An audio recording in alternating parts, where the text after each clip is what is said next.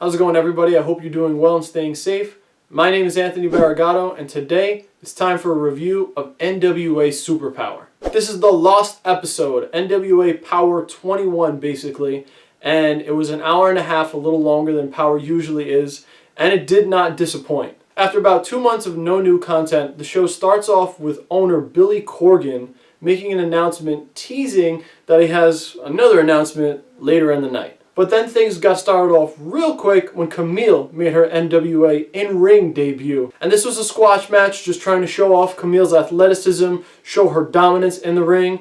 And it was pretty quick. It was a brawl. She didn't really do anything crazy. It wasn't meant to be that much, clearly. But what really stood out mostly was her promo. And I thought this promo was excellent. It explained who she is, what her motivations are, and exactly what to expect from the woman that we've seen as Nick Aldis's insurance policy and the boyfriend of Tom Latimer. The promo did an excellent job of showing who Camille was before pro wrestling as a high school and college softball athlete star, being so dominant that she had to start to play with men, and it just really did a great job of showing you who the woman is. It showed her as a power lifter and an uber athlete, a force to be reckoned with for years to come. Again, I thought this promo was great because it added legitimacy to who she is by showing what she's done in real sports and showing how dominant she was. And it's not hard to see the potential in Camille either. She's got size, looks, athleticism, and she looks like she could be the perfect package. This was only her first match, so I'm sure all eyes will be on her to see how she progresses, and let's see if she becomes one of the breakout stars of 2020. Next up, we have the Rock and Roll Express against Aaron Stevens and the question mark. I fucking hate the question mark. First of all, I love how the Rock and Roll Express is portrayed on NWA Powerrr. They're legends, they're booked that way, they're treated that way, they don't job out, they're not afterthoughts. It's just great and exactly how legends should be treated in wrestling. As for Aaron Stevens and the question mark, I love Aaron Stevens. I think his acting, his promos are really great and consistent. He's really funny. I don't like the question mark at all. I don't think the question mark is funny. I'm not into the karate thing. To me, it's just Aaron Stevens is funny, question mark isn't. Plain and simple. But as far as the match goes, it was about what you would expect from Aaron Stevens and the question mark. Rock and Roll Express picked up the win. Question mark Jr. showed up. It was probably Brian Malonis under a mask. I don't know. It was ridiculous. And that was about it. However, Trevor Murdoch did show up at ringside to tease a match with Aaron Stevens for the NWA National Championship. So you could probably expect that match to happen soon. Next up, we had a promo from Melina, who came out and said that she deserved a shot at Thunder Rosa's women's title before Allison Kay and then Thunder Rosa interrupted. Now, this whole thing with Thunder Rosa and Melina has been that there's this dissension, that they might break up. There's like a little feud rivalry that's building. Melina won't address it and tiptoes around it, but I love that Thunder Rosa will go straight for it and talk about it. Thunder Rosa is not beating around the bush, and she makes it very clear to Melina that she deserves to be champion, but still respects Melina, and she addresses the dissension, but calms it down a little bit while still being the defiant champion. Great stuff. Then finally, she has enough of AK and Melina, says, you guys want to fight each other? You want a title shot? Fine, we'll do a triple threat match at the Crockett Cup. That is definitely a match that I am looking forward to, if it still happens. Following that promo, we have a no DQ match between Tim Storm and Jack Dane. Definitely not Jax Dane, Dave Marquez. Jack. You know how it says J-A-X on his singlet?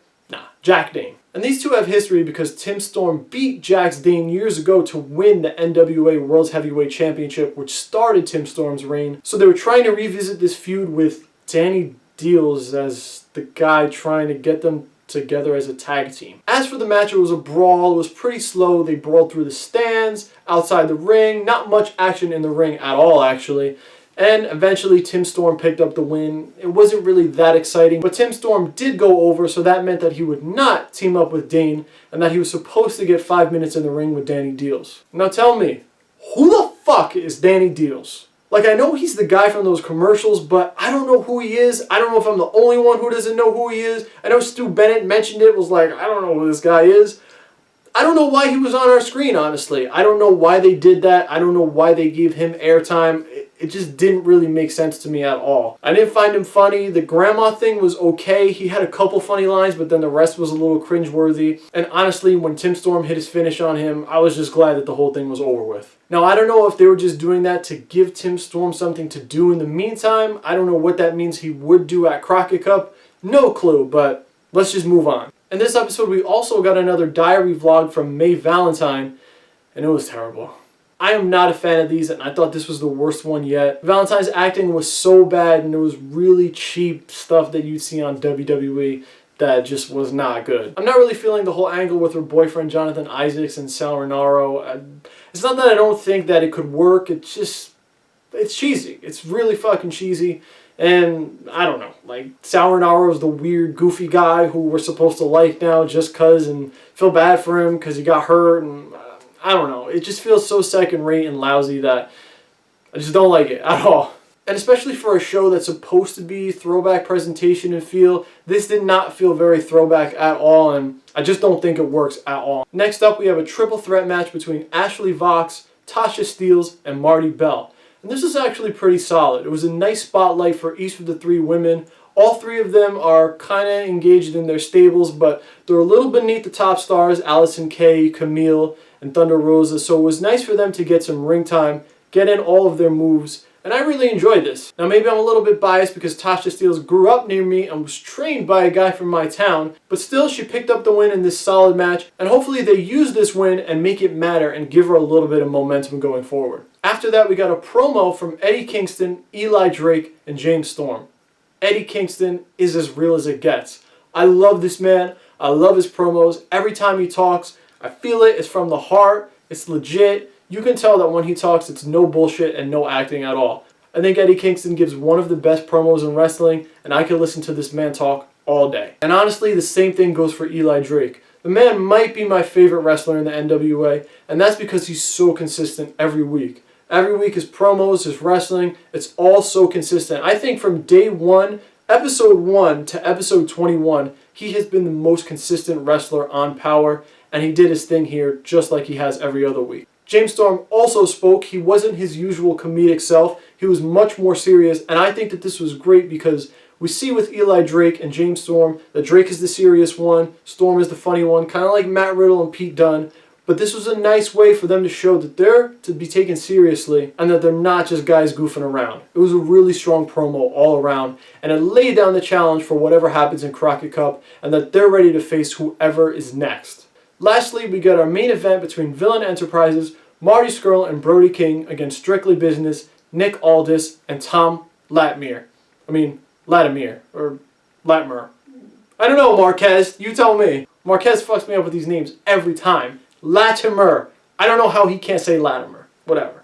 And this was a pretty good tag team main event. It only went about 10 minutes, which I think is kind of unusual for a 10-minute main event match. I know that NWA Power is usually only an hour. This one was an hour and a half. So you don't really have that much time to divide between segments. And I get that you want to have most people on the card. But I still think they should give main event matches a little longer than 10 minutes. I think 15 minutes is perfect for a main event. Nonetheless, it was still a good match, and this was actually a showing out party for Brody King. He really stood out and did his thing here and introduced himself to the NWA crowd, whereas most people are probably familiar with Marty Scurll, right? Well, that was the thing that I was wondering the whole time. I know everyone knows Marty Scurll, but you're trying to position him as the challenger to Nick Aldis and a threat to win. So shouldn't he be the one to get more offense and more moments and spots in the ring? I know he got his stuff in, but it felt like Brody King was the real winner of this match when I think Marty should have been. And then on top of it, Strictly Business picked up the win when Tom Latimer pinned Brody King. And I just thought that that win should have went to Marty for those same reasons. Again, Marty's supposed to be a real threat to him. And you want to introduce Marty on Power to the fans who might not be that familiar with him, or maybe just heard of him here and there and now need a proper introduction. I still think that was necessary despite Marty's immense popularity. But Strictly Business picked up the win, and it actually cut off the air pretty quickly because it went to Billy Corgan's final announcement. The big announcement. What's it going to be? Well, first of all, he says that we don't want the NWA to fold. I don't know if it's just me, but I wasn't expecting the NWA to fold at all. I didn't see anybody talking about that. That was news to me. That was a shocker. I'm like, holy shit, you were even considering that? I had no clue at all. So that was alarming to me. But then he announced what the future for the NWA, at least for right now, is, and that's Carneyland. What's Carneyland? You'll find out next week when Carneyland debuts Tuesday, 6:05. So what the fuck is Carneyland? What was the announcement? The thing to me that stood out was that he was laughing the whole time. He's like, it's Carneyland, you're going to see next week. I can't really describe it, but you're going to see for yourself.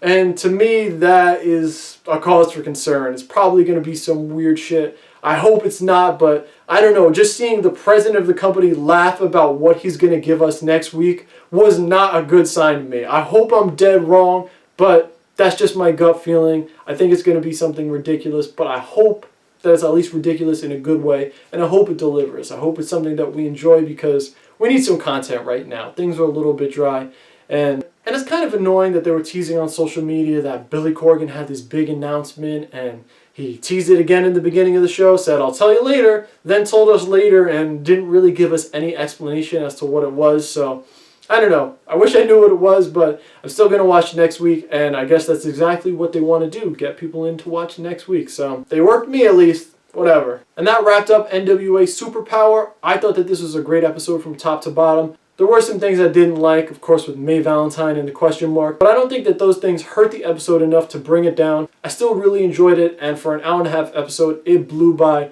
just like the rest of the Power episodes. But that's enough of what I think. Let me know in the comment section how you feel about NWA Super Powerrr and whether or not you enjoyed it. Also, if you enjoyed this video, give me a thumbs up. Subscribe for more content just like this. You can also follow me on Twitter at @A_Barragato. But for now, I'm Anthony, and thank you for watching.